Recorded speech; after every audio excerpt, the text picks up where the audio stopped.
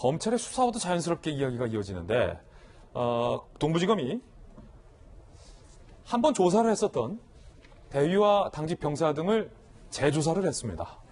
왜 재조사했을까요? 일단 당직 병사 이야기부터 한번 들어볼까요?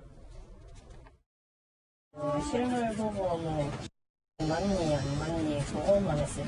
사진만 보여주셨잖아요. 아니요 그냥 보여줬다니까. 아, 그래서 맞다고. 네, 맞다고는 아니고 확실하진 않은데 좀 맞는 것 같다고. 동부지검이 앞서 조사에서 이 의혹을 제보한 제보자에게 그 의혹을 입증할 만한 증거를 요구했다라는 발언도 있었습니다. 김도읍 윤한홍 국내임 의원실 주장에 따르면 지난 2017년 6월 25일 휴가 미복귀 추 장관 아들과 통화한 당직사병, 조금 전에 보셨던 석 달 전인 지난 6월 동부지검에서 조사를 받는데 검찰이 추 장관 아들의 휴가 미복귀를 입증할 만한 증거가 있느냐고 계속 물었다. 자, 의혹을 제기한 사병한테 아니 그래서 증거 있습니까? 그걸 뭐 입증할 만한 뭐 증거가 따로 있습니까? 있으면 좋을 텐데 라고 물었다는 거예요. 통신 기록을 보면 알 텐데 내게 증거를 내놔라 요구했다. 내가 우물쭈물했으면 검찰이 내 증언도 삭제했을 것이다. 보좌관의 전화를 받았다라는 대위의 증언도 조서에서 지금 누락이 됐다.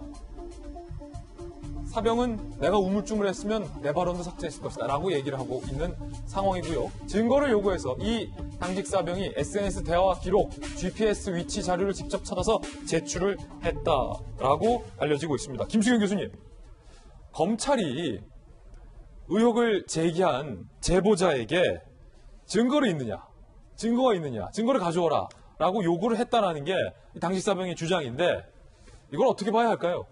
증거는 검찰이 찾아야죠. 제보를 한 사람은 공익적인 이유로 어떤 제보를 한 것이고 이런 의혹이 있으니 조사해 달라는 거잖아요. 그러면 검찰이 당연히 그 발언을 토대로 전화한 기록을 찾아보거나 그 추 장관 아들의 뭐 통화 기록을 찾아보거나 당시 뭐 군에서 뭐 통신 기록이 있을 거 아닙니까? 그걸 찾아보면은 통화가 있었는지 없었는지는 금방 알 수 있을 거예요. 그럼에도 불구하고 이렇게 제보를 한 사람에게 증거가 어딨냐라고 얘기하게 되면 당연히 그날 통화한 자기의 기억을 가지고 이렇게 제보를 하는 건데 증거가 있기가 어렵죠. 그리고 또 이분이 그 제보를 하신 분이 자기가 그날 당직사병으로 근무했음을 증명할 수 있는 그런 SNS 대화라든가 이런 것들을 충분히 제공을 했어요. 근데 이 제보자로서는 자기가 충분히 근거를 가지고 제보한 거를 얘기를 했는데 검찰에서 이런 식으로 제보자를 압박하면서 증거가 없으면 좀 곤란하지 않겠냐는 식으로 얘기를 했기 때문에 아마 그 진술 기록에서도 삭제가 됐겠죠.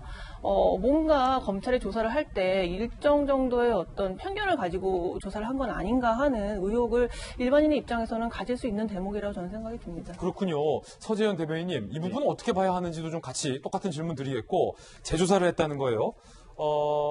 그때 당시 이른바 조서 누락 의혹을 받고 있는 수사관이 영전을 했다라는 분석도 있는데 다시 지금 동부지검 수사팀으로 들어온 상황입니다. 재조사를 했다는 것도 또 어떻게 봐야 될까요?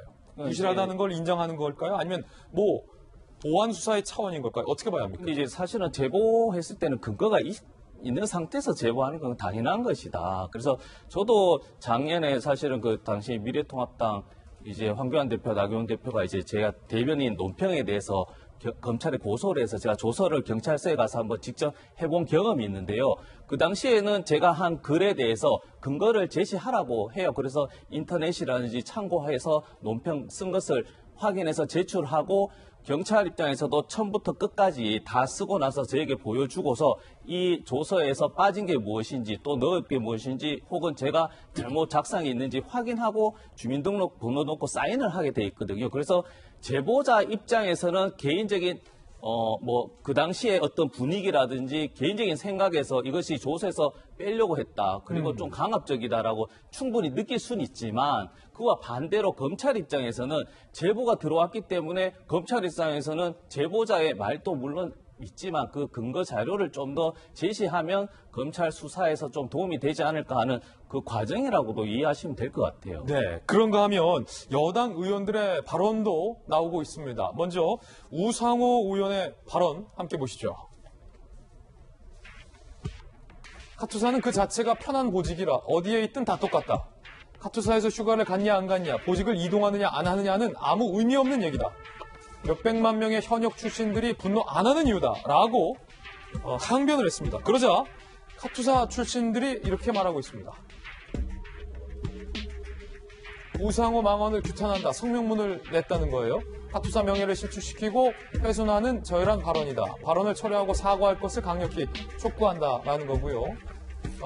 한 온라인 커뮤니티 카투사 갤러리에는 카투사 출신의 이낙연 대표가 해명하라라는 요구의 글도 나와 있는 상황입니다. 이런 댓글도 있습니다. 사실은 김수공 교수님 남편이 제가 뭐 개인적으로 아는 거라 이걸 방송에서 언급해도 될지 모르겠습니다만 카투사 나왔잖아요. 카투사는 원래 편한 곳이라 어느 보직이든 휴가를 가든 안 가든은 전혀 중요하지 않습니까?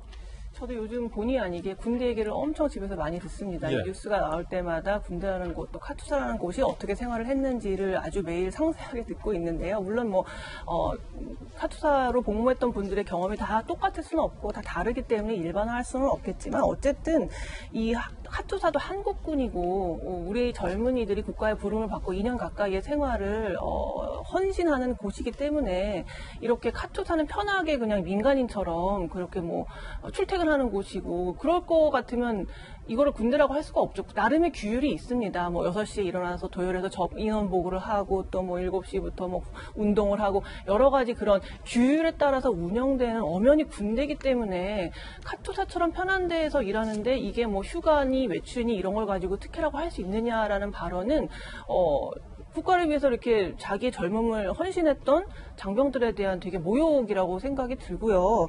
또 어쩌면 이것도 똑같은 그 편가르기라고 생각이 듭니다. 예. 그러니까 육군 혹은 국군 내에서도 카투사는 편한 보직이기 때문에 편을 가르는 거죠. 카투사했던 사람들, 카투사하지 않았던 사람들. 그래서 카투사 몇 명, 또 그 집단을 조금 서운하게 할지라도 카투사가 아닌 사람들의 지지를 얻을 수 있다는 이런 표 계산 때문에 혹은 그런 지지율 계산 때문에 결국은 편을 갈라서 서로 싸우게 만드는 것이 아닌가라는 생각이 들고요.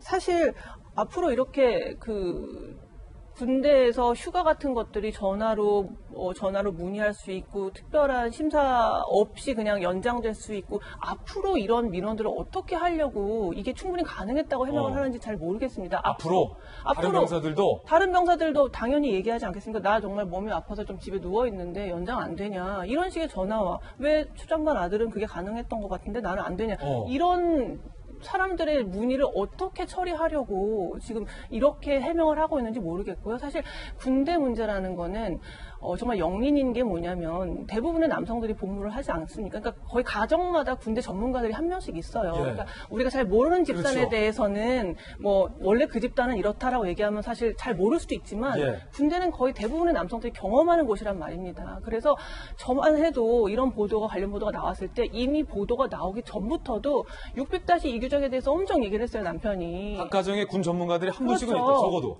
카투사는 외출은 무조건 미군 규정을 따르고 휴가는 무조건 한국군 규정을 따른다는 얘기를 엄청 자세히 들었다고요. 각 가정마다 군대 전문가가 있는데 계속 사실을 사실이 아닌 것처럼 또 사실이 아닌 것을 사실인 것처럼 당장 그 추장관 아들 변호인 측에서 뭐라고 했었냐면은 카투사의 휴가는 미군 규정을 따른다고 했는데 그건 전혀 사실이 아니거든요. 근데 이런 걸 마치 그리고 사실 모르고 얘기했다는 생각도 전 솔직히 안 들어요. 아마 그 추장관의 아들도 알고 있었을 거라고 저는 생각합니다. 한국군의 규정을 따른다는 거죠, 휴가는. 그렇지만 미군 규정을 따른다는 식으로 얘기를 해서 막 혼탁하게 만드는 거예요. 사실 판단이 잘 안 되도록. 저는 이런 것들이 너무 사회의 질서를 어지럽히고 있다는 생각이 들고요. 군 문제만큼은 모든 남성들이 자기의 젊음의 한 자락을 이제 국가에 헌신하는 예. 그런 경험인 만큼 좀 깨끗하게 규명이 돼야 될 거라고 생각이 듭니다. 예. 자, 그런가 하면 이재정 의원은요, 이렇게 얘기했습니다. 앞서, 추 장관 아들 변호인 측은 카투사는 미군 규정을 적용받는다라고 발언을 해서 논란이 된 바 있는데, 이제는 미군과 한국군 규정을 둘 다 병립한다라고 말한 겁니다. 주한미군 육군 600-2 규정에 분명히 나와 있습니다. 지휘체계가 이원화된다는 규정이 또 있고요. 군의 해명도 그리고 측의 해명도 둘 다 병립할 수 있는 내용임에도 불구하고 측의 주장이 부정된 것처럼 보도하고 있는 게 조금 안타깝습니다. 이 부분은 전문가에게 물어봐야 될 것 같아요. 김성진 기자, 맞습니까? 이 보도가 다 틀린 겁니까? 지금 이재정 의원이 말씀하시는 게 좀 진짜 말이 안 되는 부분이에요. 군대가 명령에서 하고 명령에 죽는 조직입니다. 그래서 엄격히 얘기해서 이 지휘체계가 중요하거든요. 그래서 이 부분에 명확히 규정을 해놓은 겁니다. 그래서 평상시에 작전과 생활하는 부분에는 미군의 지휘체계를 따른다. 그 외에 휴가를 비롯해서 행정관리 병력은 한국군에 따른다라고 이렇게 이원화를 시켜놓은 겁니다. 그 부분이 이 휴가 문제에 있어서 한국군 휴가 규정과 미국의 휴가 규정 같이 따른다라고 해석을 하는 거는 정말 말이 안 되는 거고요. 예. 그러면 나는 미국 규정에 따라 이 휴가도 가고 한국 규정 이 휴가도 가겠다라고 얘기를 할 수 있는 부분인데 그렇게 될 수가 없는 부분이고요. 카츄샤가 지금 올해가 딱 70주년입니다. 창설 70주년인데 70년 동안 나름대로 여러 가지 절차와 그 규정에 의해서 만들어지고 정리가 돼 있는 그런 행정 절차가 있는 부분이 있는데 전혀 그런 걸 무시하고 무조건 다 적용할 수 있다는 거는 너무 무리한 주장이 아닌가 그렇게 생각이 되고 있습니다.